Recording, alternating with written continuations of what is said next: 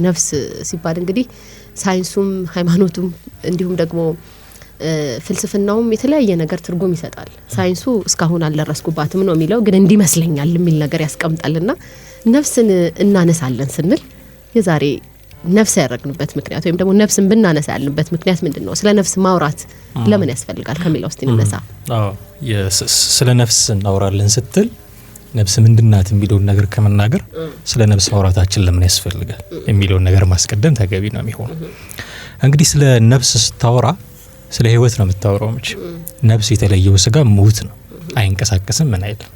ስለዚህ ነፍስ ስለ ነፍስ አወራህ ማለት ስለ ህይወት እያወራ ነው። ህይወት ደግሞ ምን ያህል እንደምታጓጓ ታውቃለህ። ስለዚህ ስለሚያጓጓው ነገር ማውራት በጣም አስፈላጊ ነው የሚሆነው። ስለዚህ ስለ ነፍስ ስናወራ ስለ ህይወት እያወራን ነው። በአንዳንድ ሰዎች አመለካከት ደግሞ ከዚህ ዓለም በኋላም ስላለው ነገር እያወራን ስለሆነ ስለ ግብረ ገብም ጭምር እያወራን ነው። ስለ ነፍስ ስናወራ ዝም ብሎ ስጋ ስለሚፈልገው ነገር ብቻ አይደለም። የሚያሳስበን ይሄ ዓለም ሲያልፍ ሊመጣ ይችላል ብለን ስለምናስበው ዓለምም ጭምር እያወራን ነው ስለ ነፍስ ስናወራ። ከዛ ውጪ ስለ ነፍስ ማወቅ ስለ ነፍስ ለማወቅ የምናደርጋቸው ጥረቶች የተለያዩ ሃይማኖታዊ፣ ፍልስፍና፣ ሳይንሳዊ ግንዛቤዎቻችንም ደግሞ ያዳብሩልናል አይደለ? ስለ ነፍስ ያለው አተያይ አንድ ብቻ አይደለም። ማስቲ ስትጠቅሰው ነበር ግድ የተለያዩ አተያዮች አሉ። እንደየፈርጁ በየስፍራቸው ልናነሳቸው እንችላለን። ግን አትሊስት ግንዛቤህን ይጨምርልሃል። ስለ ነፍስ ማን ምን ይላል የሚለውን እውቀትህንም ነው የሚጨምርልህ። ስለ ነፍስ ማወቃችን ሌሎች ሰዎችን እንዴት ነው ትሪት ማድረግ ያለብን አትሊስት። ምክንያቱም ነፍስ ያለኝ እኔ ብቻ አይደለሁ። ማስቲም ነፍስ አላት፣ ፍፄም ነፍስ አለው። ይሄ ነፍስ ስለሱ አወቅኩኝ ማለት ስለ ፍጹም አወቅኩኝ ማለት ነው። ስለ ማስቲ ነፍስ አወቅኩኝ ማለት ስለ ራሷ ስለ ማስቲ አወቅኩኝ ማለት ነው። ስለ ነፍስ ሳወራ ስለ እኔ ብቻ ስላልሆነ አጠገቤ አካባቢ ስላሉ ሰዎችም ጭምር ስለሆነ ማወራው እንዴት ነው ከነዚህ ሰዎች ጋር ኢንተራክት ማድረግ ያለብኝ? አንድ አይደለም፣ አትያዩ ብዙ ነው። ግን የነፍስ እኔ አትሊስት እኔ የምቀበለው ደረጃ ላይ ስደርስ ነፍስ ይቺ ናት፣ ጠባይዋ ይሄ ነው፣ ባህሪዋ ይሄ ነው ብዬ ስወሰን ከዛ አንቺን ማይሽ ከዛ ነፍስ አንፃር ነው። እኔ ነፍስ እቺ ናት ብዬ ከወሰንኳት ውሳኔ አንፃር ነው ማለት። ስለዚህ ካንቺ ጋር ያለኝ ኢንተራክሽን ከማቀው ከተረዳሁት ከወሰንኩት ነገር አንፃር ነው የሚሆነው። ስለዚህ ስለ ነፍስ ማውቄ ስለ ነፍስ ማውራቴ ካንቺ ጋር ያለኝን ግንኙነት ምናልባት ቢበላሽ እንዲታከም ይጠቅመኛል ማለት ነው። እነዚህ ነገሮች ጠቅለል አድርገህ ስታይ በእርግጥም ስለ ነፍስ ማውራት አለብን የሚል ድምዳሜ ላይ እንደርሳለን። ከዚህ በኋላ ነው ነፍስ ምንድናት የምትዩ? ምንድናት ነፍስ? አሁን ስለ ነፍስ ማውራት ይሄ ነው ካልክ በኋላ ምንድናት ነፍስ የሚል ጥያቄ መጠየቁ ደግሞ አይቀርም። የተለያዩ አተያዮች አሉ። የሃይማኖት ሰዎች የሚያዩበት አተያይ አለ፣ የሳይንስ ሰዎች የሚያዩበት አተያይ አለ፣ የፍልስፍና ሰዎችም ደግሞ የሚያዩበት አተያይ አለ። እነሱን እንደው ጥቂት በጥቂት ተናግሮ ማለፍ አስፈላጊ ነው ብዬ አስባለሁ። እንደው በጥቅሉ ከሌንዲላል የሚለው ነገር ከማንሳት በፊት የሰው ልጅ ህሊና ፈቃድና ስሜት ናት ብለው የሚያምኑ ሰዎች አሉ። ህሊናው ፈቃዱና ስሜቱ። ከዚህ በተጨማሪ የሰው ልጅ የባህሪው መቀመጫ ናት ደግሞ ብለው የሚያስቡ ሰዎች አሉ። ነፍስ እንዲሁ በጥቅሉ ስትነገስ የባህሪው በአንተ ላይ የሚታዩ ብዙ ባህሪዎች አሉ። የሰው ባህሪ ጠባይ እንበለው ባህሪ ያንተም የኔም አንድ ነው፣ አይለዋወጥም። እኔም እሞታለሁ፣ አንተም ትሞታለህ፣ አንተም ይረባሃል፣ እኔም ይረበኛል። ይሄ የሰው ልጅ ባህሪ ሊለዋወጥ አይችልም። ግን ከጠባይ አንፃር እንውሰደው ካልን የዛ ጠባይ የካራክተርም ብለው ከኔቸር ሳይሆን ከካራክተር አንፃር ብንወስደው የዛ መቀመጫነት ብለው የሚያስቡ ሰዎች አሉ። እንዳልነው ብዙ አተያዮች አሉ፣ ሃይማኖታዊ አተያዮች አሉ። በሃይማኖታዊ አተያይ ነፍስ ከዘላለማዊነት ጋር ትገናኛለች፣ ከመንፈሳዊነት ጋር፣ ከሞት በኋላ ካለ ህይወት ጋር፣ እንዲህ ካሉ ጽንሰ ሐሳቦች ጋር ተያይዛ ትነሳለች። በፍልስፍናው አተያይ ነፍስ እንዲህ ናት የሚል እንደው ጥቅልል ያለ ነገር ማግኘት ያስቸግራል። አንዱ ሌላው ሌላ ይልል ይችላል። ምናልባት ጠለቅ ብለን ስንገባ ከሌንዴ ብሏል ብለን የምንጠቅሳቸው ሰዎች ሊኖሩ ይችላሉ። ግን እንደው ጠቅልል አድርጎ አሁን ሃይማኖቱ ላይ እንዳስቀመጥ ነው የፈላስፎቹን ሐሳብ ጠቅልለን እናስቀምጥ ማለት ትንሽ ያስቸግራል። ግን የሚያነሷቸው የተለያዩ ነገሮች አሉ፣ ሁሉም በየራሳቸው። ነፍስ ግለሰብና ባህሪን እንደምትወክል ደግሞ የሚያምኑ የማህበረሰብ ክፍሎችም ደግሞ አሉ። አሁን እኛ ስለ ዘላለማዊነቷ ከሞት በኋላ ስላለ ህይወት ይጨነቁባታል የሃይማኖት ሰዎች እንዳልነው ሁሉ የለም ነፍስማ ግለሰብንና ባህሪን እንደምትወክል ሰማው ከሃይማኖቱ ጋር ሊገናኝ ይችላል። ከኢሞሽን አንፃር ደግሞ የሚያዩት ሰዎች አሉ። የአንድን ሰው ጠባይ ጥልቀት የምትወክል ስሜቱን ቅድም ስትለኝ ነበረ ሶልፉል ሙዚክ የሚባሉ አሉ። እንደዛ አይነት ነገር ይሄ ለነፍስ ቅርብ የሆነች ነገር ስለ ፍቅር ስታወራው ይሄ ከነፍሱ ነው የሚወደኝ አይነት ነገር የሚባሉ ይሉ ከእንደዚህ አይነት ነገር ጋር የሚያቆራኙት ደግሞ ስሜት የሚገዳቸው ሰዎች ደግሞ አሉ። ስለዚህ ነፍስ ምንድናት ብለህ ስትል እቺ ናት። ከተለያየ አይነት ልትታይ ትችላለች። ከኛ ከቆምንበት አንጻር የሃይማኖት ሰዎች ሲያዩት ዘላለማዊነቷን ያያሉ። ከሞት በኋላ ያለውን ነገር ያስባሉ። ፈላስፎች ሲያዩት እቺ ነገር አተም ነች፣ አተም አይደለችም። ቅድም ስናወራ ነበር ግራም አላት 25 ምናምን ግራም 21 ግራም ትመዝናለች የሚሉ እንደዛ ነው የሚያዩት። ገብተዋል። ሳይንቲስቶች ሲያዩት ደግሞ የሚያዩበት የራሳቸው ሁሉም ነገር በሳይንስ ፕሩፍ የተደረገ ነው የሚል መነሻ ስላላቸው ነፍስ የት ነው ያለችው የሚል ጥያቄ ሁሉ እስከ መጠየቅ ይደርሳሉ። በጥቅሉ ነፍስ እቺ ናት ብሎ መነሻ ማድረግ ይቻላል ብዬ አስባለሁ። አዎ አሁን ካልካቸው ሀሳቦች እንደ መግቢያ የሚጠቀምካቸው አሉ። ስለ ነፍስ ስናወራ ስለ ሰው እያወራን ሰው ራሱ ምን ማለት ነው በሚለው ራሱ ተጠንቶ ያላለቀ ጉዳይ ነውና ሰው የሰባት ነገሮች ውጤት ነው ይላል። አሁን አንተ ሳይንሱን እንትን ብትል ወይ ማስቴ ፊሎሶፊውን ብታይ እኔ ስፒሪቹዋሉ ላይ ይችላል። ሰው ከሰባት ነገሮች ነው የመጣው ይላል። ሰባት ነገር ምን ናቸው ብትል 4 ባህሪያተ ስጋና 3 ባህሪያተ ነፍስ ነው ይላል። አንዳንዴ ደግሞ ከ5 ነገሮች ነው የመጣው ይላል። 4ቱን ባህሪያተ ስጋ ይቆጥርና 3ቱን እንደ አንድ ይቆጥሩ 5 ያደርገዋል የነፍስን ባህሪ ማለት ነው። ስለዚህ የሰው ልጅ የአንድ የነፍስ ባህሪ ብቻ ውጤት አይደለም ማለት ቆሞ እንዲሄድ የነፍስ መልኳ ምንድነው ስትል የራሱ የሆነ እንትን አለው አይደል? የሆነ ዲፊኒሽን አለው፣ ትርጓሜ አለው። ስለዚህ ነፍስ ባህሪያቷ ምንድነው? የስጋስ ባህሪ ምንድነው? አሁን ሰው ለሰው የሚያግባባው ምንድነው? በምኑ ነው የሚግባባው የሚለው ጋር ስትመጣ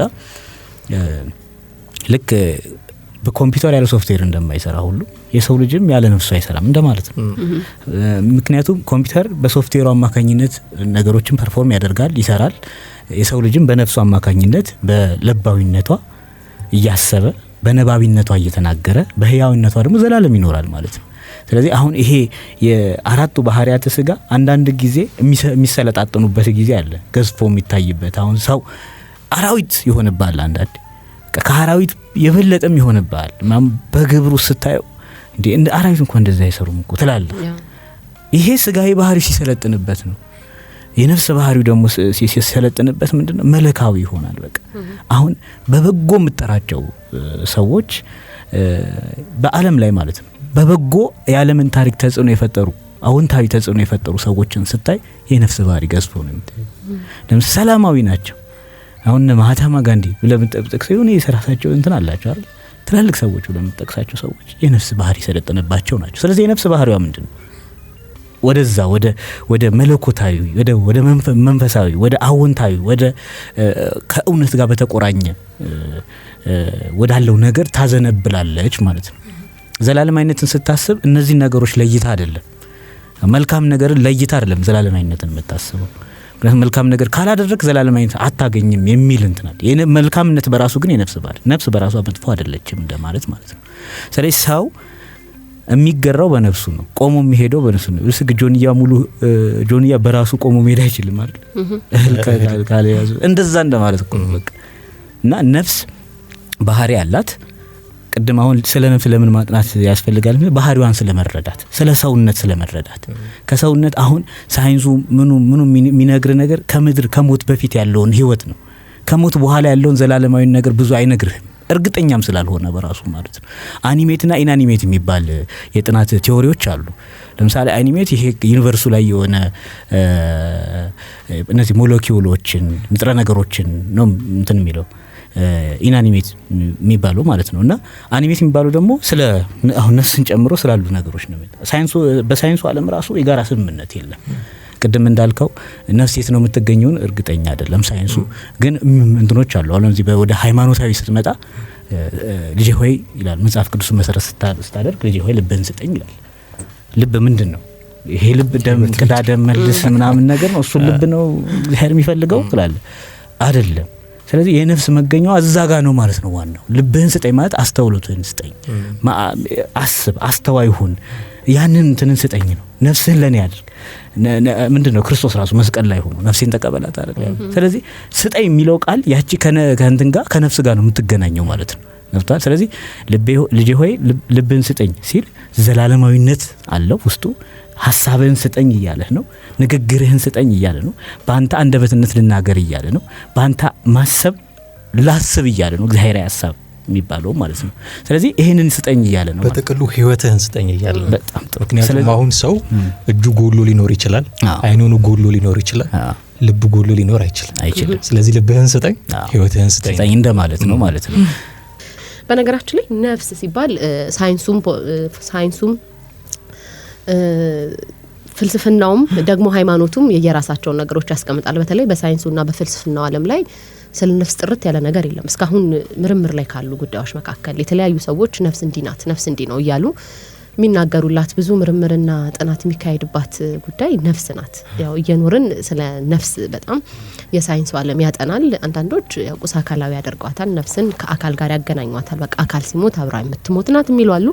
ሌሎች ደግሞ በአንጻሩ አይ እንደው ቀድማም ተፈጥራለች፣ ከአካል ጋር አትገናኙም፣ አካል ባይኖርም ነፍስ ግን ትኖራለች ብለው የሚናገሩ አሉ። የሃይማኖቱ ዓለም ደግሞ ቀደም ሲል እናንተ እንዳላችሁት ስለ ዘላለማዊነት ሲነሳ ያው ስለ ሰው ልጅ ስጋ ሳይሆን ስለ ነፍስ ነው አይደለ የሚነሳው። እንዲሁም ሰው ሲሞት እኮ ነፍስ ይማር እንላለን አይደል? ኦልሬዲ ስጋው ወደ ምድር መግባቱን ወይም ደግሞ መቀበሩን እናያለን። ነፍስ ግን ትሄዳለች ወደ አምላኩ ሄደ እየተባለም አንዳንድ ሰዎች ይዘመራል አይደለ? ስለዚህ ነፍስ አፈጣጠሩ ምን ይመስላል የሚለውን ነገር እኔ አይደለ እንዴት ተፈጠረች። አሁን ቅድም እንግዲህ ስለ ነፍስ ለምን ማወቅ አስፈለገን ብለን እያየን ነበርና ሃይማኖቱን ጠለቅ ብሎ ፍፄ ነገረን። ነገር ግን ነፍስ እንዴት ተፈጠረች? ኢንተረስቲንግ ነገሮችን ያገኘሁበት ይሄኛው ጉዳይ ነው። ነፍስ ከየት መጣች፣ እንዴት ተፈጠረች የሚለው ጥያቄ የተሰጡ መልሶች በጣም የሚያስገርሙ ናቸው። እንዳልነው እስካሁን እንደፈረጅ ነው ከሃይማኖቱም ከፍልስፍናውም ከሳይንሱም አንጻር ብዙ አስተያየቶች የሚሰጡበት እና ደግሞ አንዳንድ ፍጹም ተቃራኒ የሆኑ አስተሳሰቦችም ያሉበት ነው እና ለግንዛቤህም ለምንህም ብለህ ስታየው ጉዳዩን ኢንተረስቲንግ ሆኖ ታገኘዋለህ። ከሃይማኖት አንጻር ምናልባት በእስልምናው በነገራችን ላይ ነፍስ እንዴት ተፈጠረች የሚለው ጥያቄ እንዲህ ተፈጠረች ብሎ ከመመለስ ያለፈ ብዙ ጥቅም አለው። ለምሳሌ ቅድም ኦፍ ሪከርድ ስናወራ ነበረ ማስወረድ ተገቢ ነው አይደለም የሚል ጥያቄ ብታነሳ ነፍስ መቼ ነው ያንን ጽንስ የተዋሃደው የሚለውን ጥያቄ ቀድሞ ማወቅ አለብህ። አይ ለምሳሌ ጽንሱ ከተፈጠረ ከመቶ ቀን በኋላ ነው ነፍስ የሚዋሃደው ያንን ጽንስ የሚል ድምዳሜ ካለ እስከ 100 ቀን ድረስ ማስወረድ ይቻላል የሚል አይነት ህግ ልታወጣ ትችላለህ። እዚህ ድረስ ሁሉ የሚገባ ነው። እንዴት ተፈጠረች ከየት መጣች የሚለው ጥያቄ በጣም ኢምፖርታንት ነው። በእስልምናው ነፍስ በእርግዝና ወቅት በአንድ በተወሰነ ጊዜ በእርግጠኝነት ማወቅ በማይቻልበት ጊዜ ፈጣሪ ብቻ በሚያውቀው ጊዜ እንደዛ ይባላል። ስለ ነፍስ ይጠይቁሃል፣ በፈጣሪ ትእዛዝ ብቻ እንደምትሆን እሱ ብቻ እንደሚያውቀው ተናገር ነው የሚሉት። ስለዚህ እሱ ብቻ በሚያውቀው በሆነ ጊዜ ያ ጽንስ ነፍስ ይዋሃደዋል እንጂ እንዲህ ነው ተብሎ የሚነገር ግልጽ የሆነ ነገር የለውም። ሂንዱይዝም የሚባል እምነት አለ። በእነሱ ደግሞ ከመወለድ በፊት የተፈጠረች በዳግም ውልደት ደግሞ ለየአካሉ አሁን ነፍስ ከመወለድ በፊት አለች። ከዛ አንተ ከሞትክ ያንተ ነፍስ የሆነ ቦታ ሄዳ ለሚወለድ ሰው ትሰጣለች። ይሄ ነገሯ እስኪያቆም ድረስ ሪኢንካርኔሽን ነው የሚሉት። ይሄ ነገር እስኪያቆም ድረስ የዚህ ድግግም እስኪያቆም ድረስ ምንድነው ስጋ ሞቶ ይቀራል ይበሰብሳል እንጂ ነፍስ ከዛ እየተለየች በየሰው ላይ ታርፋለች። ሂንዱይዝም ቡዲዝምም ሰማው ከዚህ ጋር የተቀራረበ ነገር አለው። በክርስትናው ደግሞ ፈጣሪ ለእያንዳንዱ ሰው አንዳንድ ነፍስ እንደሚፈጠር ያምናሉ። አሁን ይሄ በራሱ ጥቅል ነው። ወደኛ ሀገር ሊቃውንት ስናመጣው በየፈርጁ አይተውታል። እሱም በቦታው እናየዋለን። ግን እንዲያው በጥቅል ለእያንዳንዱ ሰው አንዳንድ ነፍስ እንደሚፈጠርለት ደግሞ በክርስትናው የሚናገሩ አሉ። በፍልስፍናው አንዳንድ ፈላስፎች የማይንድ የህሊናና የኒውሮሎጂካል ፕሮሰስ ይሄ ነርቨስ ሲስተም ነው የሚባለው የዛ ግንኙነት ነው የሚፈጥራት ነፍስን ብለው ደግሞ የሚያስቡ አሉ። ይሄ በፈላስፎቹ አለ። በሳይንስ ደግሞ ይሄ ጉዳይ ከልማድ ይልቅ ጥናት ላይ የተመሰረተ ነው የሚሉት። ሳይንስ ያው ከማጥናት ውጭ ሌላ መዳረሻ የለም ችሎ ያጠናታው ላይ እሱ የራሱን የቻለ ጥያቄ ነው። ግን ይሄ ፊዚካል ብሬን የምንለው አለ እና እሱ ንቃተ ህሊና ፊዚካል ብሬን እና ንቃተ ህሊና አንድ አድርገን እንድናስብ የምታስችለን ነች ነፍስ። ስለዚህ የነሱ ጥምረት የነሱ ውህደት ናት ብለው ደግሞ ያስባሉ ሳይንቲስቶች። ይህንን በእኛ ሀገር ሊቃውንት አሁን እናምጣው። እኛ ሀገር ያሉ ሊቃውንት በደንብ ነው የሚከራከሩበት። በዚህ ደረጃ እኔ ስለ ነፍስ ትኩረት ሰጥተው መከራከራቸው ራሱ ይገርመኛል። ከዚህ በኋላ ያሉትን የእኛ ሀገር ሊቃውንት አባባል ወልታ ጽድቅ የሚባል መጽሐፍ ላይ ደራሲው ደብተራ በአማን ነጸረ ነው በደንብ አድርጎ አስቀምጦታል። አድማጮቻችን እሱን ሪፈር ቢያደርጉ ከዚህ ተሻለ እውቀትም ደግሞ ይገበዩበታል። 3 አይነት የነፍስ አፈጣጠር እንዳለ ነው የሚናገሩት የኛ ሀገር ሊቃውንቱን በየስፍራቸው ላለመጠቃቀስ አንዴ እንጥቀሳቸው ካልን አቡነ መልከጼዴቅ የሚባሉ አባት፣ መላከ ብርሃን አድማሱ ጀንበሬ እና ኪዳን ወልድ ክፍሌ አለቃ ኪዳን ወልድ ክፍሌ የነዚህ አስተሳሰቦች አቀንቃኞች ናቸው። ማንነቱን እንደሆነ በየስፍራው እናያቸዋለን። የመጀመሪያው እንደ ስጋችን ነፍሳችንም ከእናትና ከአባት ትከፈላለች ይላሉ። የሰው ልጅ ሲወለድ ስጋውን ከማን ይዞ የሚወለደው? ከእናትና ከአባቱ። ነፍሱንም ልክ እንደ ስጋው ከእናትና ከአባቱ ይዞ ነው የሚወለደው። ነፍስ ትከፈላለች የሚል እምነት ያላቸው አሉ። አቡነ መልከጼዴቅ የሚባሉት አባት የዚህ አቀንቃኝ ናቸው። ሌላኛው አስተሳሰብ ሁለተኛው ነፍስ ቀድሞ የነበረች ናት ይላሉ። ነፍስ ቀድማ ነበረች፣ ከዛ የሆነ ቦታ ትከማቻለች። የነፍስ ግምጃ ቤት ይሏታል።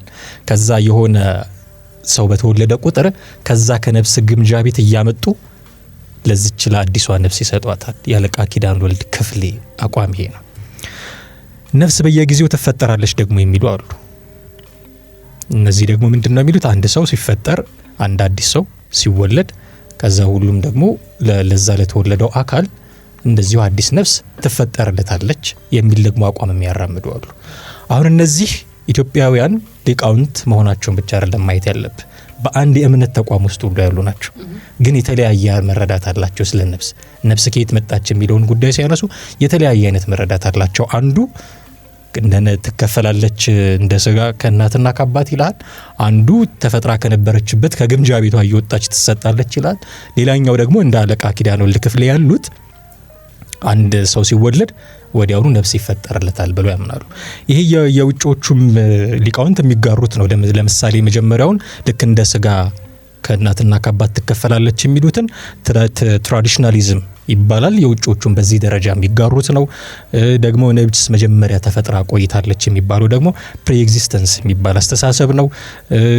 በየጊዜው ደግሞ ትፈጠራለች የሚሉት ክሬሽኒዝም የሚባል አስተሳሰብ ነው። የውጮቹም በዚህ ደረጃ የሚቀበሉት ነው። ሰምሃው እኔ ትንሽ ልቤ የቀረበለት አስተሳሰብ ግን አባ ጊዮርጊስ ዘጋስጫ የሚባሉ አባት አሉ። በስፋት በኢትዮጵያ ቤተክርስቲያን ውስጥ ስማቸው ሲጠቀስ ሲወሳ እንሰማለን። 3 አይነት የነፍስ አፈጣጠር አለ ብለው የተናገሩት ነገር እንደው ትንሽ ልቤን የገዛው ነው። እሱ እንዴት ይላሉ እሳቸው? ነፍስ በ3 መንገድ ትፈጠራለች ወይ ደግሞ ትገኛለች። በንፍሃት እፍ በማለት በመሰራት እና በመከፈል። ይህንም 3 ቦታ ሲከፋፍሉት እንዴት ነው የሚሉት? የመጀመሪያው ለአዳም የተሰጠው ነፍስ በንፍሃት ነው። እግዚአብሔር እስትንፋሱን እፍ በማለት ለአዳም የተሰጠችው ነፍስ ያኔ ነው። በዚህ መልኩ ተገኘች ተፈጠረች ይላሉ። ከዛ ደግሞ በመሰራት፣ ይሄ ደግሞ የሔዋን ነፍስ ነው። አሁን እንደ አዳም እፍ አላለባትም እግዚአብሔር፣ ወይ ደግሞ እንደኛ እናትና አባት የላትም። ስለዚህ የእሷ ነፍስ እንዴት ነው? በመሰራት ከጎኑ አይደለ ያስገኛት፣ ከአዳም ጎን አይደለ እግዚአብሔር ያስገኛት። ፍጥረት ተፈጥሮ ካለቀ በኋላ እንደገና ፈጠራ እንደልመጪ ተፈጥራ ግን በኋላ እንዴት ተብሎ እንደሚገለጽ ምናልባት ፍፄ በኋላ ሼፕ ላይ ያደርግልን ይችላል በአገላለጽ ደረጃ። ግን እፍም ስላላለባት እስትንፋሱን እና እናትና አባት ኖሯትም ደግሞ ስላልተከፈለች የእሷን በመሰራት ብለው ፈርጀውታል አባ ጊዮርጊስ ዘጋስጫ። ከዛ በኋላ ያለው ግን በተከፍሎ ነው። ከአዳም በመንፋት ከዛ ከሔዋን በመሰራት ካልም በኋላ ከዛ እናትና አባት የሌለው ትውልድ የለም። የሁሉም ሰው አባት አለ፣ የሁሉም ሰው እናት አለች። ስለዚህ ከዛ ስጋችን እየተከፈለ እንደመጣ ነፍሳችንም ከዛ እየተከፈለ ነው የመጣው የሚል አረዳድ ደግሞ ያላቸው አባ ጊዮርጊስ ዘጋስጫ። ስለዚህ 3 በውስጡ ደግሞ አንደኛው ራሱን የቻለ 3 ሌሎች ደግሞ 3 የተለያዩ አስተሳሰቦች አሉት። በጥቅሉ ነፍስ በእንደዚህ አይነት መልኩ ተፈጥራለች ተገኝታለች ብለው የሚያምኑ ሰዎች አሉ። ከነፍስ አፈጣጠር በአጠቃላይ ቅድም የወል ስም ሰው በራሱ የወል ስም አይደል? የሰው አፈጣጠር ላይ ቅድም ያልካቸው የሊቃውንቱ አረዳድና ትርጓሜ እንዳለ ሆኖ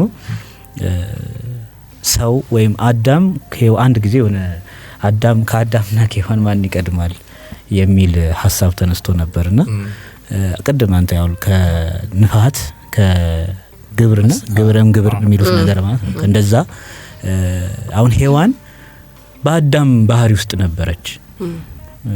አጥንት ውስጥ ኦልሞስት ተፈጥራለች እኮ ግዘፍ ነስታ ስጋ ለብሳ አልታየችም እንጂ በአዳም ባህሪ ውስጥ አለች። አሁን ብዙ ጊዜ በኦርቶዶክስ አስተምህሮ ስታይ በተለይ ቅዱስ ያሬድ ፈላስፋም ነው፣ የዜማ ሊቅም ነው፣ ብዙ መጽሐፍትን ጽፏል፣ ጸሐፊም ደራሲም ነው። እሱ ምን ይላል? በተለይ ከዳግማዊት ሔዋን ተብላ ከምትጠራው ከመቤታችን አንጻር ሲተረጉመው ማርያምሰ ታሐቱ እንተካቱ ውስተ ከርሱ ለአዳም ባህሪ ጻዕዳ እንደ ባህሪ እንደ ጻዕዳ በአዳም ባህሪ ውስጥ እንደ ነጭ እንቁ እያበራች ትኖር ነበረ ይላል። ያ ማለት አዳም ባህሪ ውስጥ ሴት አለች እንደማለት ነው። ስለዚህ ሰው የምንለው ስናይ ሰው የሚለው ጽንሰ ሐሳብ ውስጥ አዳም ብሎ በኋላ ላይ ዝርዝር አድርጎ ወደ ዘፍጥረት ላይ ስታየው ዝርዝር አድርጎ ያስቀምጠዋል። ሔዋን የመጣችበትን ክስተት ማለት ነው። ግን ሔዋን ስጋ ለብሳ ከምታየቷ በፊት አጥንት ነበረች አዳም ውስጥ ኦልሞስት ተፈጥራለች፣ ስጋን የለበሰችው አይነት እሳቤ አለው። ስለዚህ አሁን ነፍስ መገኛዋን ስንል አሁን በሳይንሱ ዓለም ስትመጣ ይሄ ሃይማኖታዊ ነው። በሳይንሱ ዓለም ስትመጣ ይሄ ሳይኮ ኬሚካል የሚባልና ባዮ ኬሚካል የሚባሉ ደግሞ አሉ። ብዙ ስለ ነፍስ ቦታ የማይሰጠው ፓርት የነበረው የሳይኮ ኬሚካል የሚባለው ነው። ምንድነው? ሁሉም ነገር ሜካኒካል ነው። በቃ ልክ አሁን ፍሪ ዊል የሚባል ነገር የለም ይላል። ኬሚካል ሪያክሽን የሚፈጥርበት ስሜት አለ። ያ በተደጋጋሚ ሰው ልጅ በቃ ሲሄድም የሆነ ኬሚካል ሪያክሽን አለው ምናምን። ስለዚህ ሳይኮሎጂውም ከዛ ኬሚካል ሪያክሽን ማንጭቶ ራሱን በራሱ እንትን የሚል ሳይክል እያደረገ የሚኖር ነው። ከዛ ውጭ እንትን ማለታችን ፍሪ ዊል የሚባለውን ነገር ጽንሰ ሐሳብ ሲያነሱ ማለት ነው። ይሄ ባዮ ኬሚስትሪ የሚባለው ወይ ባዮ ኬሚካል የሚባለው ግን የነፍስ ቦታ ይሰጠዋል። እንደ ልክ እንደነ ካንት አይደለም። ዛሬ 200 ዓመት ቀደም ብሎ ካንት እኮ ነገሮች ኤክስፒሪየንስ ናቸው ይላል ሰው ልጅ ሲገልጽ ማለት ነው። የኢሞሽን ምናምን የምትላቸው ኤክስፒሪየንስ ናቸው። ስፔስ እና ታይም የምትላቸው ቱል የማይንድ ቱል ናቸው፣ አእምሮ የሚጠቀምባቸው ቱል ናቸው ይላል። ስለዚህ ነገሮች ይሄውን ልክ ሳይኮ ኬሚካል የምንለው ነገር አይነት ነው፣ የሜካኒካል ውጤት ነው። ሰው ልጅ ነፍስ ሳይሆን በቃ የሆነ ሪያክሽን የሚያስኖረው የሚያስኬደው ያ ሪያክሽን ራሱን እየደገመ በተደጋጋሚ በዛ ሂደት ውስጥ የሚኖር በዛ ላይፍ ሳይክል ውስጥ የሚኖር ነው። ግን ወደ ሃይማኖቱ ቅድም ወደ አነሳው ስንመጣ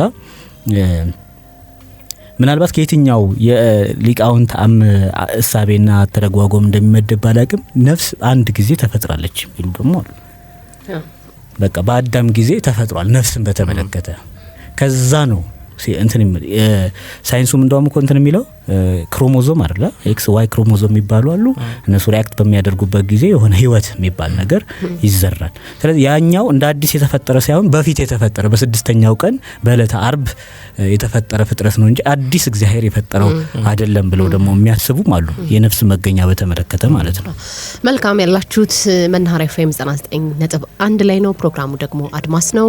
ፍጹም ሙሉጌታ አማደገፋና ማስተዋል ላይ ነው ከቴክኒሻን አዜብ እንዳለ ጋር ጥሩ ቆይታ እያደረግን ነው። የዛሬ ቃላችንን ነፍስን በስፋት እያነሳን ነው። ቀደም ሲል እንግዲህ አንዳንዶች ነፍስን መረዳት በጣም ስለከበዳቸው አይ ነፍስ በቃ ሰው እንደተረዳው እንደገባው ይተርጉመው ብለው የተውትም ሳይንቲስቶች አሉ። በነገራችን ላይ ነፍስ ሲባል አንዳንዶች ካላመንን ነፍስ የሚባለውን ትርጉም ሊታወቅ አይችልም ሲሉም ይናገራሉ። ማመን ያስፈልጋል። ነፍስ የሚባለው ነገር ይሄ ከአምላክ ጋር የሚገናኝ ነው ማይገናኝ ነው ብለው በየራሳቸው መንገድ ፈላስፎቹም ሌሎቹም ሳይንሱም ያስቀምጠዋል። ቀደም ሲል እንዳልነው ሳይንስ እንግዲህ የሚሰፈር የሚለካ ነገር ይፈልጋል። መለካት ከዛ ለክቶ እንዲህ ነው የሚለው። ነፍስን ደግሞ በሳይንስ አይን ስናያት ምትለካ አይደለችም፣ ወይም ደግሞ ረቂቅ ናት እያልን ነው አይደለ? መገኛዋም እንደዚህ ያነሳን ነውና ቀደም ሲል እንደውም አንስተነዋል። ዶክተር ዲካር የተባለ ሰው በ1907 አካባቢ የነፍስን ለመመዘን ሞክሮ ነበርና በጣም ገርሞኝ ነበር ሳዩ። ማለት ረቂቅ ነገር ናት ነፍስ። እንዴት ለመመዘን አሰበ ወይም ደግሞ የነፍስን ክብደት ለማወቅ እንዴት ፈለገ እንዴት ተሳሰበው ብዬ እያሰብኩኝ ነበርና 21 ግራም ትሆናለች አለ። ያው እሱ የሰራው እንግዲህ የሕክምና ባለሙያ ነው። የሞቱ ሰዎቹ ከታካሚዎቹ መካከል ከመሞታቸውና ከሞቱ በኋላ መዘናቸው የ21 ግራም ልዩነት አለ። እንግዲህ በአንድ ሰው ላይ ብቻ ሳይሆን የተለያዩ ሰዎች ነው የመዘነውና ስለዚህ ነፍስ 21 ግራም ናት የሚል ድምዳሜ ላይ ደረሰ። ይሄ የራሱ መረዳት ነው እንጂ በሳይንሱም በምኑም ተቀባይነት አላገኘም። እንደው ግን እንዲሞክሮ ነበር ተብሎ በመረጃ ደረጃ ተቀምጦለታል። ነፍስ ላይ እንግዲህ መስማማት የለም አይደል? ሁሉም በየራሳቸው ትርጓሜ ይሰጡታል። ቀደም ሲል እንዳለው አንዳንዶቹ ደግሞ በቃ እንደገባችሁ ተርጉሙት የሚልም አስተሳሰብም ያላቸው ሰዎች አሉ። ነፍስ ሰው እንደለመደው ይሄ ኤክስፔሪየንስ እንዳደረገው ነገር ነው እንጂ እንዲህ ብለን ማብራራት አንችልም ብለውም የሚያምኑ ሰዎች አሉ። ደግሞ ነፍስ ለሰው ልጅ ብቻ የተሰጠ ነው እንዴ ብለው ደግሞ ጥያቄ የሚያነሱ ሰዎች አሉ። ነፍስ የምንለው ነገር ለሰዎች ብቻ የተሰጠ ነው ወይስ ሌሎቹም ነፍስ አላቸው? ከመነሻችን አንጻር ስለ ነፍስ ስናወራ ስለ ህይወት እየወራን ነው ላልን ህይወት የላቸውም እንስሳት አላቸው፣ ነፍስ አላቸው ማለት ነው። እጽዋት ህይወት የላቸው ግን ምን ጽንሰ ሀሳቡ ላይ ልንለያይ እንችላለን። የሰው ነፍስ የእንስሳት ነፍስ የሚለውን ነገር ከጽንሰ ሀሳብ ደረጃ ከባህሪ ደረጃ ልንለያያቸው እንችላለን እንጂ አላቸው ብዬ ነው ማምነው። አዎ እኔም ነፍስ አላቸው፣ ግን ነፍስ ለሰው እንደምንጠቀመው አይነት ነገር አይደለም ለነሱ የምንጠቀም። የነፍስ ያስባሉ፣ እጽዋትም እኮ ያስባሉ። በነገራችን ሩት ብሬን ቲዮሪ ነው የሚባል አለ። ሰዎች እጽዋት ይግባባሉ ያስባሉ የሚል ማለት ነው በስሮቻቸው አማካኝነት። ስለዚህ ማሰብ የነፍስ ባህሪ ከሆነ እንደ ሰው በምንጠቅሰው ልክ አሁን ዘላለማዊነትን ለነሱ አንጠቅም ማለት በዛ ልክ ባንጠቅሰውም፣ ለምሳሌ አሁን ደመነፍስ ያላቸው የሚሉ አሉ። ራሱ ደመነፍስ የሚለው ራሱ ምንድነው ጽንሰ ሀሳብ የሚለው ራሱ የቻለ ፕሮግራም ነው የሚሆነውና እነሱ ግን ደመነፍስን ያላቸው የሚል እሳቤ እኔ ከማውቀው ደረጃ ወይም ከሰማሁት ካነበብኩት አንጻር ደመነፍስ የሚል ነው እንጂ ከእንስሳት ጋር የምንጠቀምበት ለእንስሳት ነፍስ የምትሏን ራሷ ሙሉ ቃሏን ምንጠቀም አይመስለኝም ለሰው እንደምንጠቀመው ማለት ነው። በነገራችን ላይ አሚኒዝም የሚባል ማህበረሰብ አለ የተቀረው ዓለም ላይና እነሱ ምን ብለው ያስባሉ? ቀደም ሲል ካለው አሁን በሃይማኖቱም እንግዲህ ነፍስ የሚባለው ነገር ለሰው ልጆች ብቻ የተሰጠ ነው ብለን እናስባለን አይደለ? ነገር ግን እንስሳትም እጽዋትም አፍላጋትም ነፍስ አላቸው ብለው ነው የሚያስቡት። እያንዳንዱ ፍጥረት ግዑዙ ዓለም ሳይቀር የየራሱ ነፍስ አለው። ዓለም ደግሞ የምትመራው በእነዚህ ነፍሶች በጋራ ይሄ እንዴት ነው መተሳሰር ነው ብለው ነው የሚያስቡትና ስለዚህ ነፍስ ሌሎች እንደሚሉት ሃይማኖቱ እንደሚለው ወይም ደግሞ ሌላው የፍልስፍናው ዓለም እንደሚለው ለሰው ልጅ ብቻ የተሰጠ ሳይሆን ሁሉም የዓለም ላይ ያሉ ፍጥረቶች የሚንቀሳቀሱትም ማይንቀሳቀሱትም ድንጋዩም ውሃውም ሁሉም ነፍስ አለው ብለው ያስባሉ። ለዚህ እንግዲህ እንዳስረጅነት የሚያስቀምጡት የመጀመሪያው ነገር በሰው ልጅና ለምሳሌ በሰውና በመሬት መካከል፣ በሰውና በውሃ መካከል፣ በሰውና በዛፍ መካከል መጣመር አለ አይደለም ህይወት የሚባለው ነገር እንዲቀጥል ነገር። ስለዚህ የነዚህ የጋራ መሆን የነዚህ ተጣምሮ መሄድ ማሳያ አንደኛው ነፍስ እንዳላቸው ነው። የነዚህ ነገሮች ነፍሳቸው ሲጣመር ነው ዓለም አሁን እየሄደች ያለበትን ሂደት እንዲሄድ ያደረገው የሚል ነገር አታይም አላቸው በነገራችን ላይ። ከዛ ውጪ እንግዲህ ለእያንዳንዱ ተፈጥሮ ደግሞ እንትን ይሰጡታል፣ ማንነት ይሰጡታል ወይም ደግሞ ፐርሰናሊቲ የምንለውን ነገር ይሰጡታል። ለምሳሌ የሰው ልጅ የራሱ ጠባይ እንዳለ ሁሉ ዛፍም የራሱ ጠባይ፣ ለምሳሌ ዛፍን ዊዝደም ወይም ደግሞ ብልሃት አለው ብለው ያስባሉ። ወንዝን ደግሞ ከፈቃጅነት ጋር ያገናኙታል። ስለዚህ ከሰዎች ጋር የሚገናኙበት እነዚህ ዊዝደም የምንለውን ጥበብ የምንለውን ብልሃት የምንለውን ወይም ደግሞ ፈቃጅነት የምንለውን እንደዚህ አይነት ነገሮች በሙሉ ዝም ብለው የመጡ ነገሮች አይደሉም። የሰው ልጅ ያለው ነፍስ እነዚህም አካላት ስላላቸው ነው። ስለዚህ ዓለም የነዚህ ነፍሶች ጥርቅም ውጤት ናት። የነዚህ ነፍሶች ተሳስሮ የመሄድ ውጤት ናት ብለው ያስባሉ። ስለዚህ በሃይማኖቱ ላይ በስፋት እንደምንሰማው ወይም ደግሞ እንደምናየው ነፍስ የሚባለው ነገር የተሰጠው ለሰው ልጅ ነው ወይም ደግሞ ለሰዎች ነው። አሁን ነፍስ ማለት ማሰብ፣ መናገር እያልን ቀደም ሲል ስናብራራው የነበረው ነገር አለ አይደለ? እሱን አያስቀምጡም እነሱ።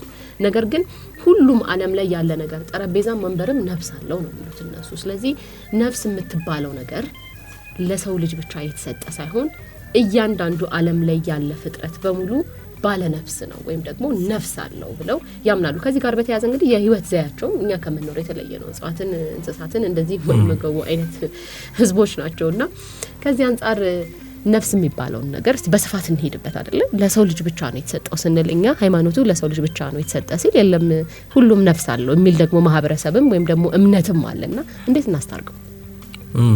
ከቅድም ደመነፍስ ሲለው ከነበረው ጋር ምናልባት ይገናኝ እንደሆነ አላውቅም። ደመነፍስ ሲባል የእንስሳት ነፍስ ደማቸው ውስጥ አለ ከሚል መነሻም ሆኖ ሊሆን ይችላል አላውቅም። የሰው ነፍስ በራሱ ምን ውስጥ ነው ያለው አሁን የሚለው ራሱ ትልቅ ጥያቄ። ቅድም አንቺ 21-25 ግራም እያልሽ ስትመዝኛት አሁን ግራም በግራም ደረጃ የምንለካት ከሆነች ነፍስ የሆነ ስፔስ ትይዛለች ማለት ስፔስ አተም ከሆነ ስፔስ መያዝ አለበት።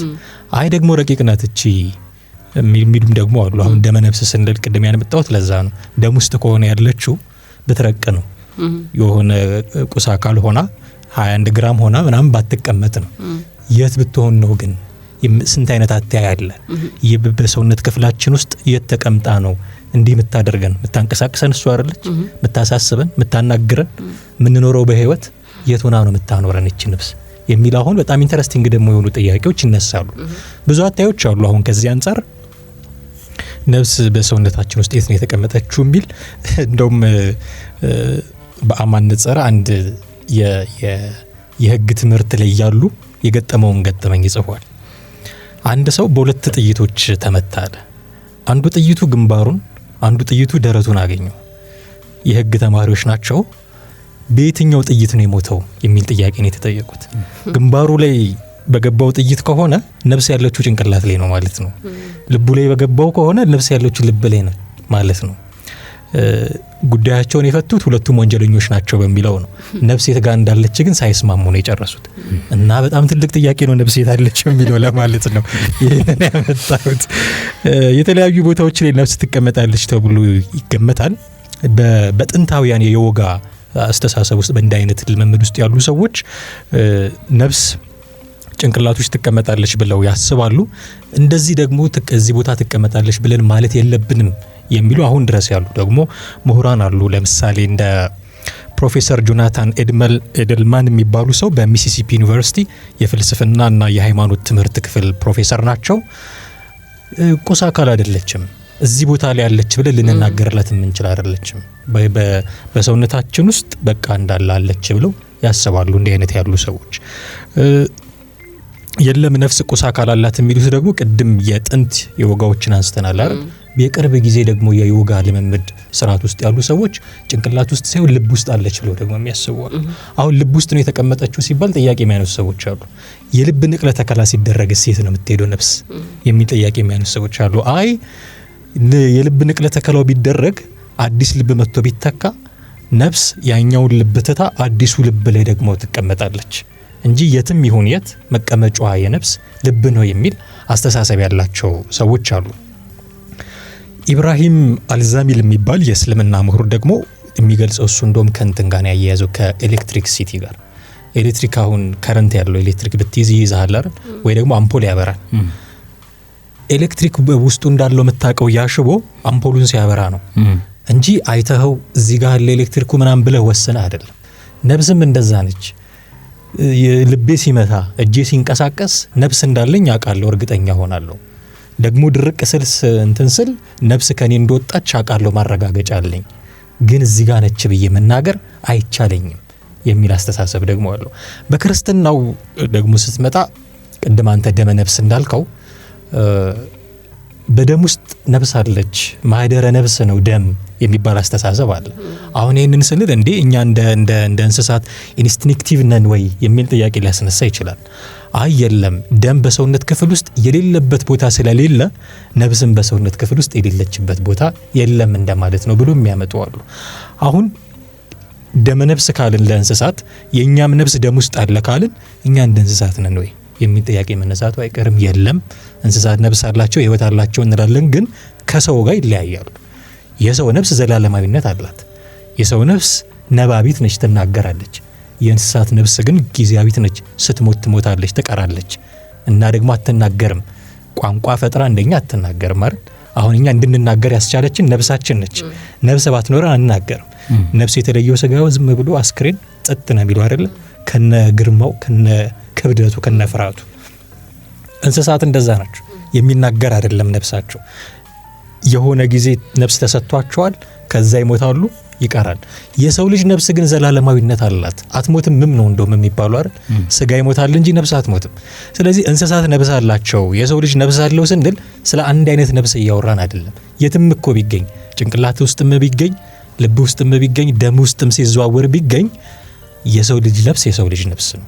የእንስሳ ነፍስ ደግሞ ሌላ ነፍስ ነው ለማለት ነው ሁሉ ምዳክረው። አው እንግዲህ የነፍስ ቦታውን ለማወቅ ርቀቷ ምን ያህል ነው የሚለው ርቀት ጠብቆ ይነበብ ማለት ነው። ርቀት ምን ያህል ነው? ለምሳሌ አባቶች ምን ይላሉ? ወይም ኢትዮጵያውያን ፍልስፍና ውስጥ ያለ አንድ አስተምሮ አለ። አፈር ከድንጋይ ይረቃል። አፈር ከድንጋይ ይረቃል። ከአፈር ደግሞ ነፋስ ይረቃል። ከነፋስ ደግሞ ነፍስ ትረቃለች። ከነፍስ ደግሞ መላእክት ይረቃሉ። ከመላእክት የመላእክት ሕሊና ይረቃል። የመላእክት ሕሊና ለእግዚአብሔር ደግሞ እንደ ግዘፍ ተራራ ነው ይላል። ያ ማለት እግዚአብሔር ምን ያህል ረቂቅ እንደሆነ በሁሉም ቦታ መገኘት የሚችለው እግዚአብሔር ብቻ ነው። ሙሉ በኩል አይደል? እንደዛ ብሎ ይታመናል። ነፍስ ውስን ነች ማለት ነው። ከዛ አንፃር ከመላእክት ከነፋስ ብቻ የምትረቅ ከሆነ በተወሰነ ደረጃ ውስን ነች። ስለዚህ ነፍስ የተወሰነ ቦታ ነው ትገኝ የምትችለው። የተወሰነ ቦታ የምትገኝ ከሆነ ሁሉም ደም ውስጥ ላትገኝ ትችላለች ማለት ነው። ሁሉም የሰውነት አካል ውስጥ ላትገኝ ትችላለች ማለት ነው። ስለዚህ የሆነ ስፍራ አላት። ቅድም ማስቴ እያለች ነበር አይደል? ስትወጣ የራሱ ሆነ እንትኑ ሜካኒካል ወይም ኬሚካል እንትኖች አሉ የሚለው ማለት ነው። እና የሆነ ቦታ ላይ ሉዝ ታደርጋለህ። መውጣቷን የምትረዳው ቦታ መኖሩ ራሱ የምትረዳው የዛን ጊዜ ነው። ሁሉም ቦታ ላይ መካውነች ሰው እግሩን ሲቆረጥ እጁን ሲቆረጥ ለምን እንትን አንልም? አይሞትም አይደል? ስለዚህ የሆነ ቦታ አለች ማለት ነው። ውስን ነች፣ የሆነ ቦታ አለች። ሰውም በራሱ ውስን ነው። ፊዚካሊ የምታየው ነው፣ ፊዚዮሎጂካሊ ስታየው ማለት። ስለዚህ በዛ መሰረት ነፍስ ውስን ነች ወደሚለው እንመጣለን። የነፍስ ቦታ ደግሞ ትክክለኛ ልብ ላይ ነው። ልብ ደግሞ የደም መሰረት ነው፣ የደም ገንቦ ነው አይደል? የደም ገንቦ ሲባል ከመልክ ጋር አይደለም። እና ይሄ የደም ገንቦ ከሆነች ደም ውስጥ ኦልሞስት ደም ውስጥ ነው ትገኝ የምትችለው። ስለዚህ ካላት ቦታና ደም አልቆ የሰው ልጅ ሞተ የሚባለው እኮ ደሙ ሲያልቅ ነው አይደል? ደሙ ሲያልቅ ነው። ስለዚህ ነፍስ ወጣች የሚባለው ያው ደሙ ሲያልቅ ነው ኦልሞስት የሚሆነው። በአራቱም ባህሪያት ጥንት ተፈጥሯቸው ሲመለሱ እኮ ነፍስ ከወጣች በኋላ እኮ አራቱም ነው ጸጥ የሚሉት። እሷ ነች የምታንቀሳቀሳቸው፣ ንፋስ፣ እሳት፣ ውሃ፣ መሬት የምትለው ነገር ማለት ነው። ስለዚህ ልቦና ውስጥ ነው የምትገኘው፣ ልብ ውስጥ ነው የምትገኘው። ልብ ደም የደም መገኛ ነው። ስለዚህ ደም ውስጥ ነው የምትገኘው። በደም ውስጥ የራሱ ውስን ቦታ ነው የሚል እሳቤ አለ። የፈለገ ግን ውስን ብትሆን ለሰው ቁመና ታንሳለች ወይ የሚል ጥያቄ ደግሞ አይገርም። አሁን ቀደም ሲል እንደው በ21 ግራሙ ላይ እንሄድና 21 ግራም የምታክል ነፍስ ይሄን ግዘፍ የሰው ልጅ ስትመረጥ ማለት ነው። ላስቲክ ይዘሽ ትሄጂ አይደል? እንደዛ ነው ይዛን የምትሄደው ማለት ነው። እና በጣም መርቀቋም አንደኛው ማሳያው ይሄ ነው ማለት ሁሉም ቦታ ትገኛለች ብንል ሁሉም ቦታ መገኘቱ የመርቀቋ ማሳያ ነው። በሁለቱም አቅጣጫ ብናየው በነገራችን ላይ የሆነ ቦታም ትገኛለች ብንል እሱም የረቂቅነቷ ማሳያ ነው። በጣም ረቃ የሆነ ቦታ ይዛ ግን ደግሞ ይሄን ግዘፍ የሚያክለውን የሰውን አካል አእምሮ መግዛት ወይም ደግሞ ማስተዳደር መቻል ማለት በነፍስ ደረጃ ረቂቅነቷን ያሳያል። ሁሉም የአካላታችን ክፍል ላይ ብትኖርም የሆነ ቦታም ብትኖርም የነፍስን ረቂቅነቷን ያሳያል በሁለቱም አቅጣጫ።